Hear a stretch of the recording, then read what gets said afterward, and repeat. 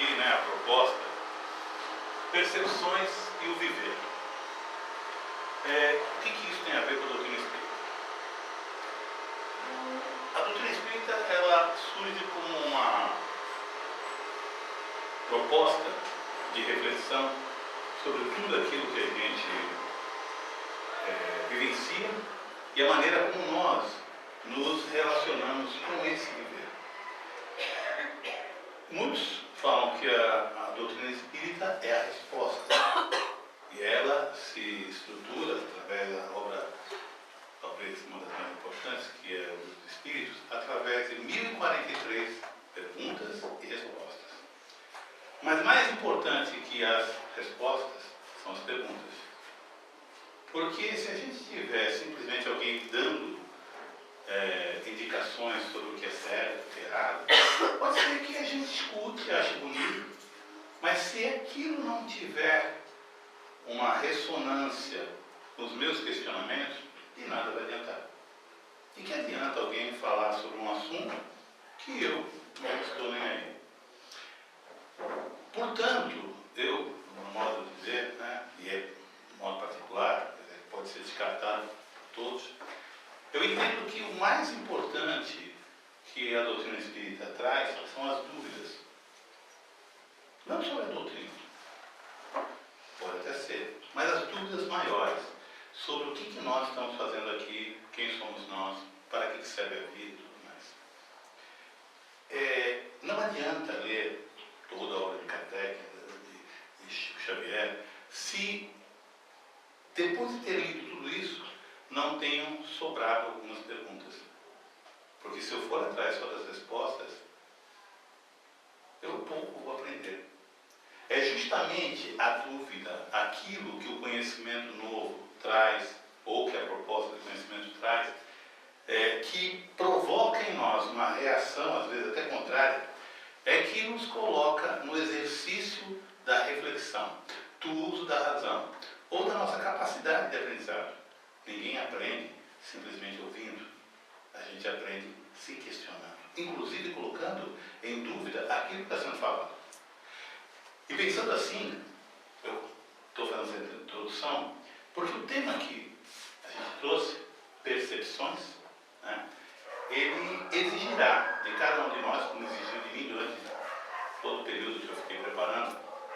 A minha esposa, que já me acompanha há 13 anos nessas palestras, ela ouve todas, menos essa. Eu falei para ela, não vou, você não vai nem ver nada do que eu... Porque é algo, eu diria que até certo ponto é uma homenagem a ela. Né? Depois vocês vão entender por quê. Talvez alguns se assustem com o que eu vou trazer aqui, mas isso tem que ver com essa moça. Mas na realidade, não é fácil falar o que eu vou falar. Por quê? E não é nunca fácil. Eu nunca trago temas que eu seja assim, já letrado. Eu vou falar de algo que eu já faço, né? Então eu sou bom nisso, então eu vou falar disso. Geralmente eu trago temas que eu tenho dificuldade. Temas que, para mim, não são meros temas, são verdadeiros desafios. Isso me motiva. E me deixa com autenticidade de falar diante de vocês, sem dizer, façam o que eu estou falando. Não. Eu vou pedir a vocês, pensem no que eu vou falar. Se vocês conseguirem fazer uma reflexão, e se aquilo de alguma forma motivá-los a procurar outras respostas, não essas que eu vou apresentar aqui, que eu não vou apresentar resposta nenhuma, são propostas, eu vou ficar satisfeito. Mas mais satisfeito ainda será para mim se eu conseguir aproveitar isso que eu vou falar. Portanto, sinto-se à vontade para depois que eu acabar de falar, assim, nossa, nunca ouvi tanta besteira. Tá? Mas eu gostaria de deixar claro uma coisa, eu sempre procuro falar isso. Eu devia ter falado isso logo no começo. Coisa com coisa. Tá? Lembre-se que eu falei coisa com coisa. Assim todo mundo pode dizer que eu falei uma besteira, mas ninguém vai poder falar que eu não falei coisa com coisa. Certo? Vamos lá. Como eu dizia, tudo o que constitui o nosso aprendizado, tudo a nossa sabedoria, o nosso conhecimento, ele é resultado de muitas dúvidas. Tudo aquilo que a gente faz simplesmente por costume, porque disseram que é bom fazer, porque sempre se fez, não é bem um aprendizado. É uma repetição e muitas vezes até que nos dá uma certa segurança, porque todo mundo faz, né? Deve ser bom, deve ser normal. Afinal de contas, se a maioria faz, é porque deve ser verdadeiro. O Nietzsche, um filósofo, ele dizia, entre tantas coisas, que não existem fatos, apenas interpretações.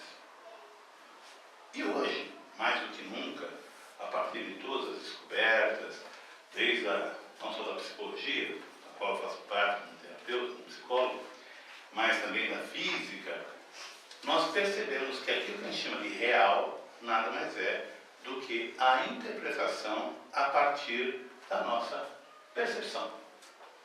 Ou seja, eu percebo o mundo à minha volta, eu percebo as coisas que me acontecem através dos meus sentidos físicos, portanto, a percepção é uma função da mente, se nós quisermos falar cérebro, mas eu prefiro falar mente, que permite o indivíduo organizar e interpretar as impressões sensoriais, né, que nós captamos através dos nossos olhos, os ouvidos, vocês estão me ouvindo, estão me vendo, né?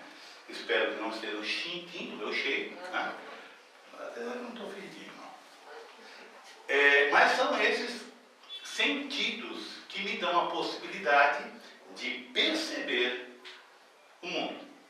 A partir dessa percepção, eu traduzo, a partir das experiências que eu tenho pregressas, a partir do que eu ouvi, do que eu vivenciei, e aí eu dou sentido às coisas. Portanto, tudo o que se refere à minha vida, à nossa vida, à maneira como eu vivo, como eu ajo, como eu falo, como eu penso, como eu sinto, tudo isso ocorre a partir das minhas percepções. Viver é reproduzir em atos, em atitudes, aquilo que é o resultado do que eu percebo. Tudo bem?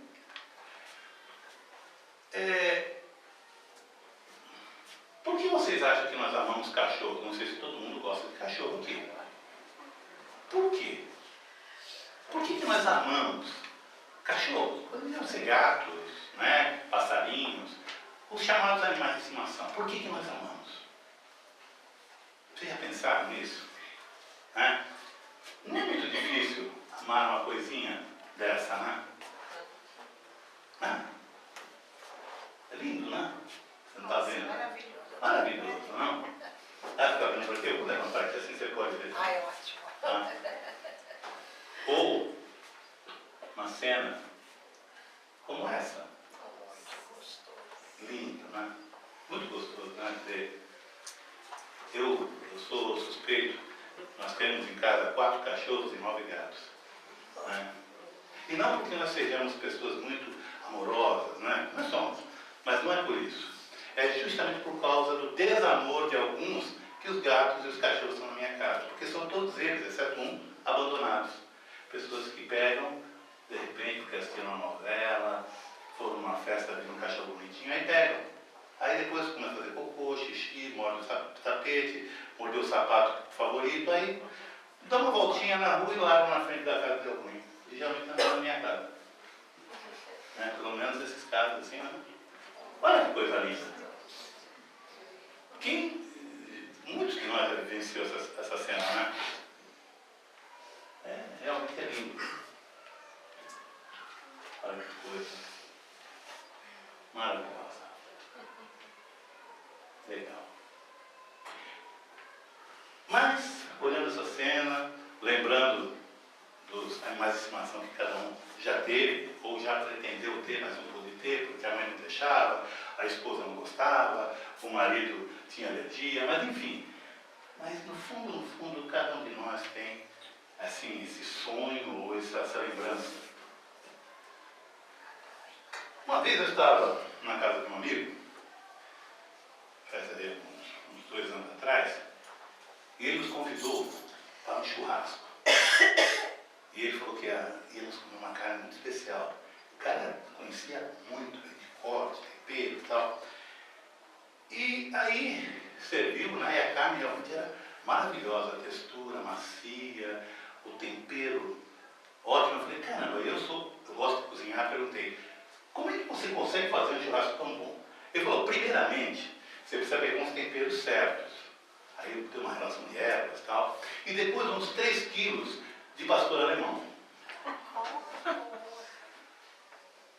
Eu, na hora, eu não sei como vocês reagiriam.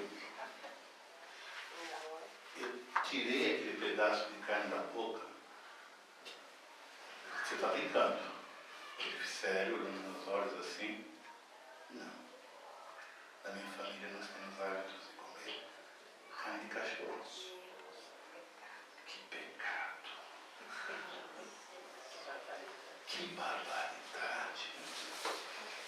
Aí a esposa dele falou assim, você não está vendo que é brincadeira? É boi.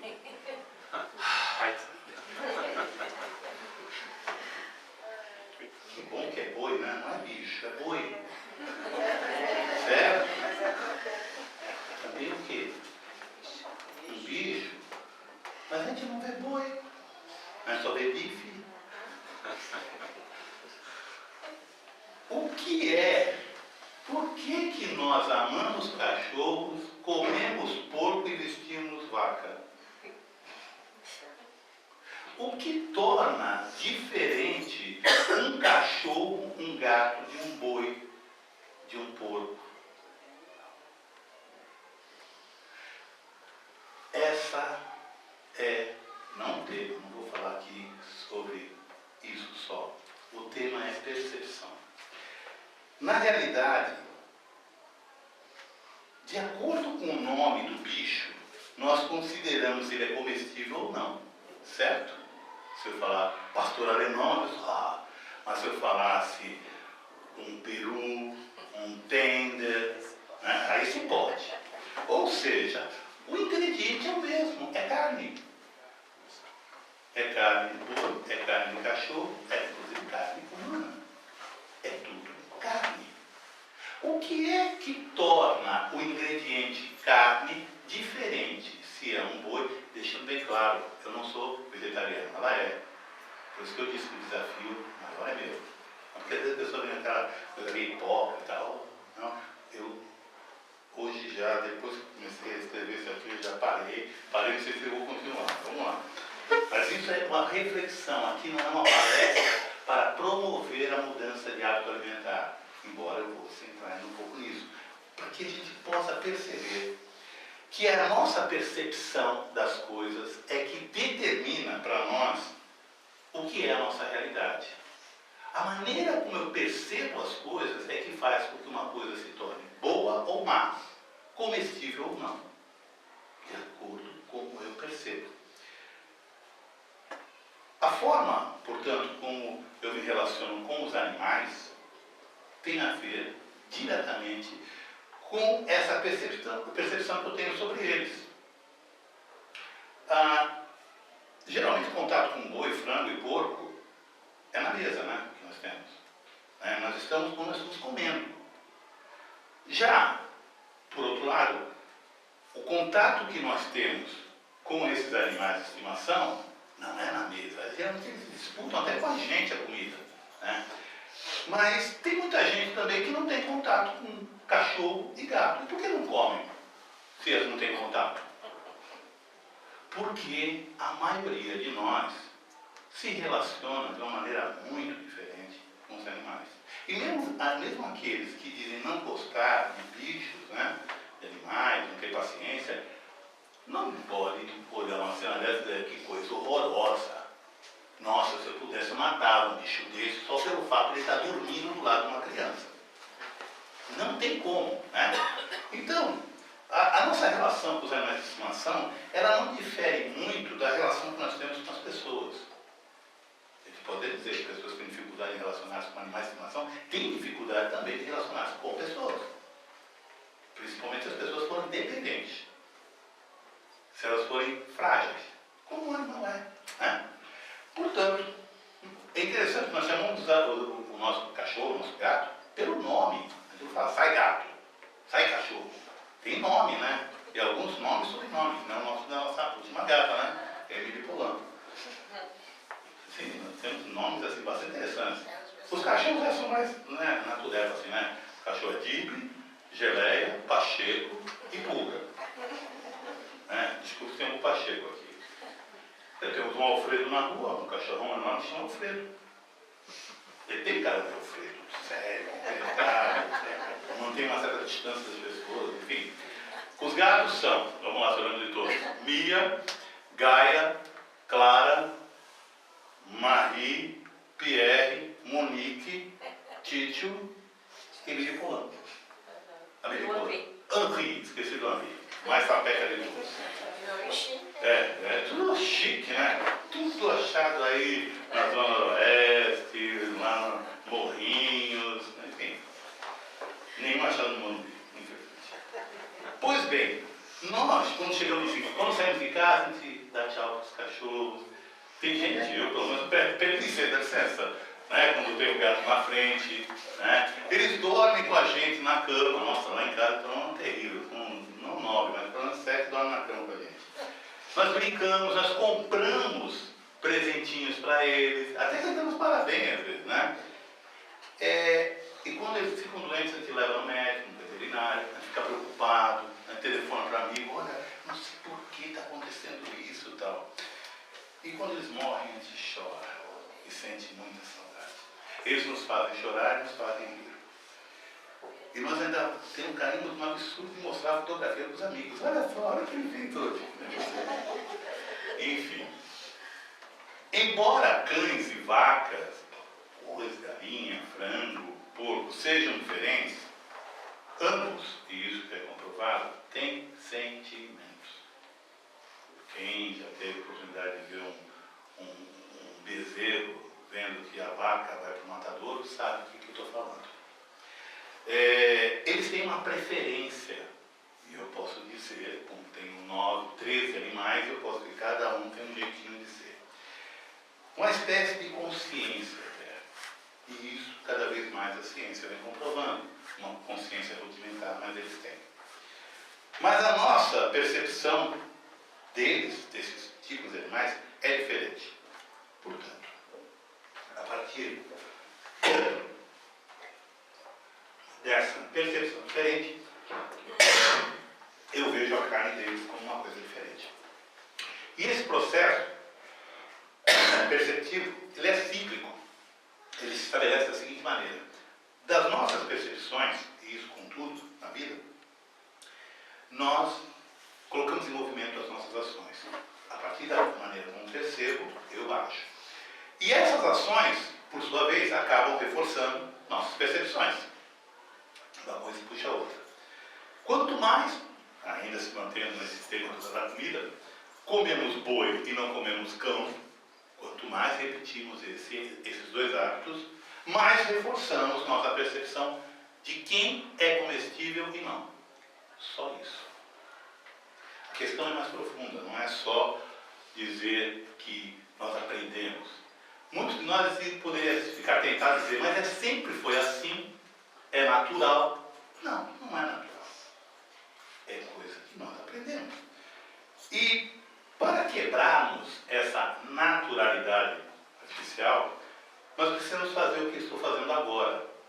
Peço desculpa a vocês que o tema não é tão digerível, né? Mas é tirar este assunto da chamada invisibilidade. E não é só a questão de comer ou não comer carne e tal, e não é também para acabar, não vou comer carne para ficar mais puro. A questão não é você ficar puro, é o respeito por aquela vida. Mas você pode escolher, eu não respeito, não tenho contato, não vejo, faz de conta que nasce em árvore aquele bife. Né? Salame, então, não é bicho, não é?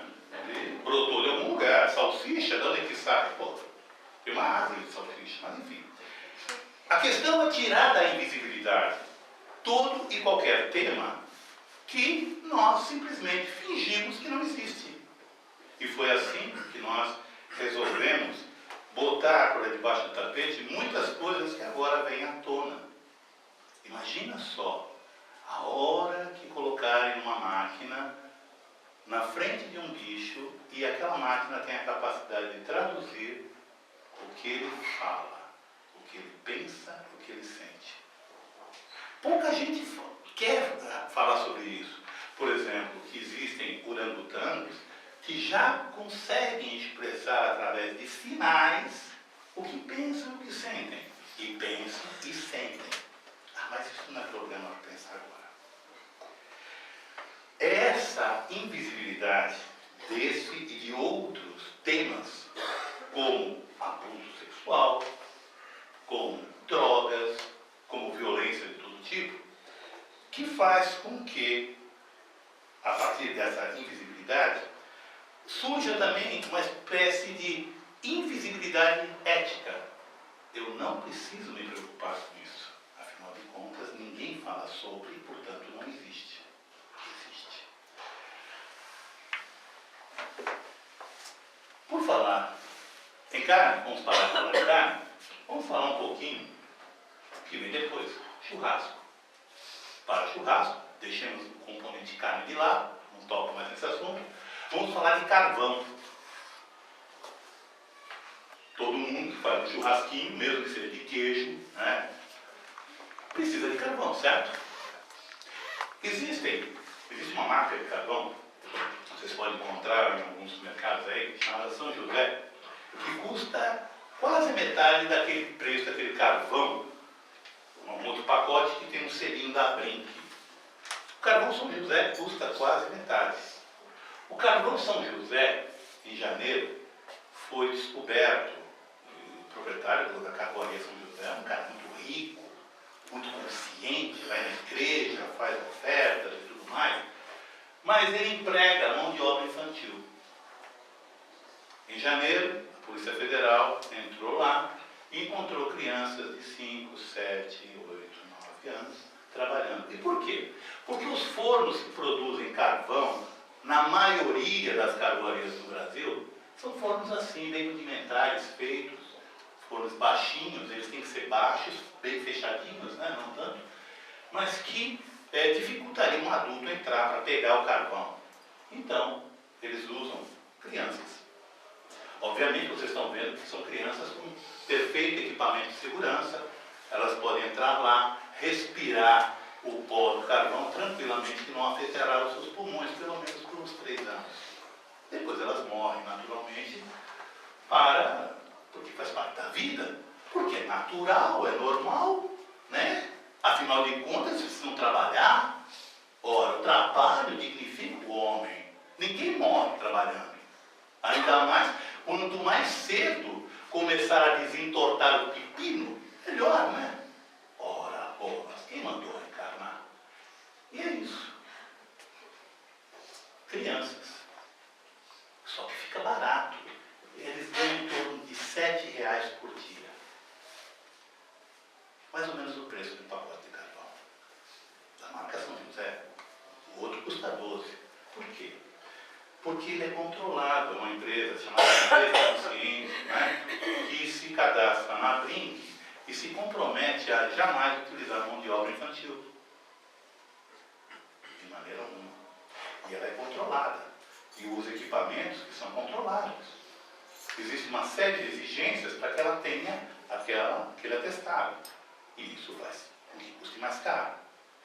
Aí cabe a cada um de nós decidirmos se a gente vai encher o bolso desse proprietário ou simplesmente fazer o nosso churrasquinho tranquilo. Enquanto isso, ele espera calmamente. Afinal de contas, ele é eterno, que nós, ele pode esperar. Olha o rosto dele, esperando. Por quê? Não sei, talvez o próximo churrasco, né? Gente, essa questão da percepção, enquanto eu não olho para isso, enquanto eu não penso sobre isso, eu continuo achando que qualquer ação minha não tem nada a ver com a justiça. Afinal de contas, eu só estou fazendo um churrasco. O que eu tenho a ver com o futuro dessa criança? Pode ser que alguém ache que não tem nada a ver. E não cabe a mim dizer tem. Não. Enfim. exceções. Há mais ou menos uma década atrás, né? Um pouco mais. Todo mundo lembra dessa cena, né? 11 de setembro. Vocês sabem quantas pessoas morreram naquele dia? Incluindo os passageiros e os supostos terroristas? 2.996 pessoas num dia em Nova York.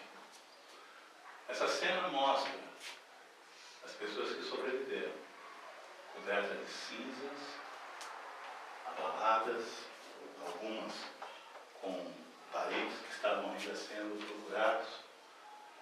Horrível. Todos nós nos emocionamos diante das telas das nossas TVs, e inclusive anos depois, nos vários documentários que foram feitos, 2.996 pessoas morreram naquele dia. Alguém já ouviu falar num país chamado Ruanda? Alguém tem ideia do que aconteceu 10 anos antes em Ruanda? Genocídio. Em Ruanda, em 1990, entre os dias 6 de abril e 4 de julho, 89 dias, Nova York, 2.996 pessoas morreram. O mundo mudou por causa disso. E nunca mais se pôde entrar nos Estados Unidos como antes. Tudo mudou. Eu trabalho também no comércio exterior. Tudo mudou a partir da morte lamentável de 2.996 pessoas. 10 anos antes, em Ruanda, naqueles 89 dias, foram massacradas. Eu não vou mostrar cenas, não se preocupem, não vou mostrar cenas de massacre. Aqui é só o desespero da fuga. Esses conseguiram fugir. Mas 900.000 pessoas não. Em 89 dias. Cada dia, uma média de 10.000 pessoas morreram. Cada dia, 3 vezes mais o número de pessoas que morreram em Nova York. Durante 89 dias ininterruptos,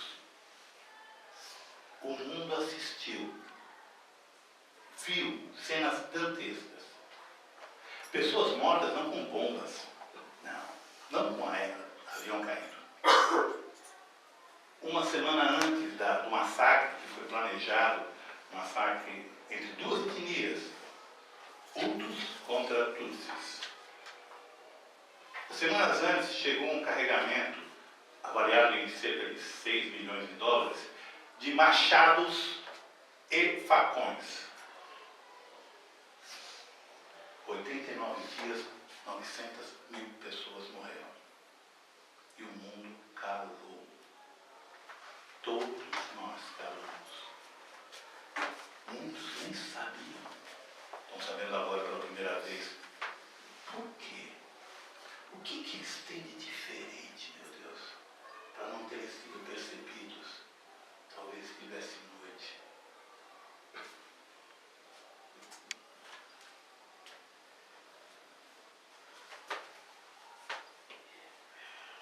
Percepções. Nós achamos normal. Afinal de contas, na África morre tanta gente. Não é só na África.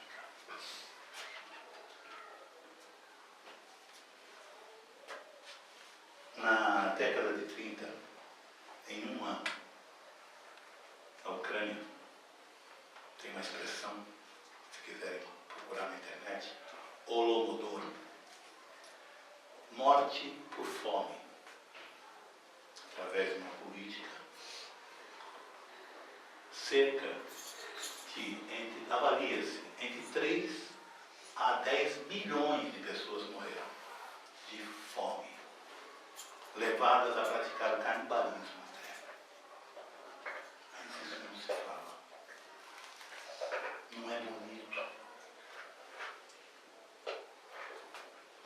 gente lembra do 11 de setembro. O que acontece que nos adormece, que nos amortece? Não é a falta de informação, porque ela existe, ainda mais hoje em dia, basta você entrar na internet. Provavelmente é porque para nós, isso não vai criticar ninguém, para nós é muito melhor que as coisas venham prontas. Que a gente veja as notícias na televisão traduzidas da melhor maneira possível. E aí eu escolho o quê? Aquilo que me apresentou como sendo ideal. Nós estamos num ano muito interessante, um ano de eleições. E aqui eu não vou fazer propaganda de ninguém. Eu, na realidade, se eu puder, eu nem voto. Aí vocês vão falar, mas que é isso? É uma posição minha. Por quê? Não sei, eu ainda não me senti estimulado por ninguém a votar. Mas eu preciso falar. Eu preciso falar de que nenhum dos candidatos vai trazer mudanças na minha realidade, na realidade do nosso país. Porque as mudanças, elas surgem a partir de percepções. Da maneira como eu percebo as coisas. E essa maneira como eu perceber as coisas, o mais importante é que eu questione sempre. Eu não vou acreditar no que o palestrante está falando, no que o candidato está falando, no que os livros estão falando, no que o médium está falando, nem no espírito de luz. Nós somos iguais perante Deus e somos responsáveis, cada um de nós, querendo ou não querendo, pelas nossas vidas e por tudo que virá delas. Seja a nossa dieta, seja a maneira como nós traduzimos o uso que fazemos do tempo, da saúde, da liberdade, seja o que for. Nós não seremos cobrados por ninguém. Nós seremos cobrados por nós mesmos. Eu poderia estar aqui falando de temas mais suaves, falando tanto da caridade, do amor, da benevolência, tudo mais. Mas nada disso mudará o mundo se eu não fizer conscientemente, se eu não fizer uma reflexão, se eu não parar para pensar no porquê que eu estou indo no centro, porquê que eu rezo, porquê que eu falo, porquê que eu ouço, porquê que eu trabalho, porquê eu estou com essa pessoa, porque eu sou pai, porque eu sou mãe, porque eu sou filho. Que eu sou. E não será em nenhum livro, em nenhuma palestra, em nenhuma consulta mediúnica que dirá quem eu sou. Porque eu sou um ser em construção. E essa construção será feita a partir daquilo que eu entender que está diante de mim. A pergunta que mais incomoda não é sobre o outro, é sobre mim mesmo. Precisa ter muita coragem para se perguntar para si, não para ninguém. Não adianta eu chegar para a minha mulher e falar assim, o que você pensa de mim? Porque o que ela pensa de mim não é a verdade, é a interpretação dela, dentro da experiência dela, das expectativas dela. Que eu sou. Sem desculpa, sem querer transferir para os outros. Eu sou assim por causa do meu pai. Não, eu sou assim porque eu escolho ser assim. Até onde? Até quando? Eu vou colocar a responsabilidade pelo que eu sou nos outros. Eu sou assim porque eu nasci aqui, porque esse país é assim, porque o meu trabalho é assim, porque a cor da minha pele é assim, porque eu sou filho de fulano, porque eu estou casado com ciclano. Eu sou assim porque eu escolho ser assim. Ou, não, eu escolho nem pensar a respeito. Eu simplesmente rolo. Para sempre? Não. É inevitável. Em algum momento, eu vou olhar para mim. E esse encontro, muitas vezes doloroso, ele vai me dar a chance de ver quem realmente eu sou. Além de todas as aparências que eu construo, porque eu sou humano. Eu quero ser aceito, eu quero ser amado, eu quero ser respeitado. Mas quando eu ficar só, e é inevitável que eu ficarei só, eu costumo dizer, não importa o que eu tenha, não importa tudo que eu estude, leia, enfim. Quando chegar o momento da minha partida, eu deixo para trás tudo que eu tenho, inclusive aquilo que eu penso que tenho. Meus filhos, minha mulher, minha casa, meu carro, meu sobrenome. E vou para lá com a única coisa que eu tenho realmente, ou melhor, eu vou para lá com aquilo que eu sou. Portanto, quanto antes eu souber quem eu sou, eu terei a chance de me amar, de me perdoar, de me estruturar para ser melhor. Para quem? Para Deus? Para os outros? Não. Para mim. Melhor para mim. Porque eu serei minha companhia eterna. Não tem alma gêmea. Graças a Deus, não. Ela chega na encarnação. Então, gente, obrigado. Desculpe se o assunto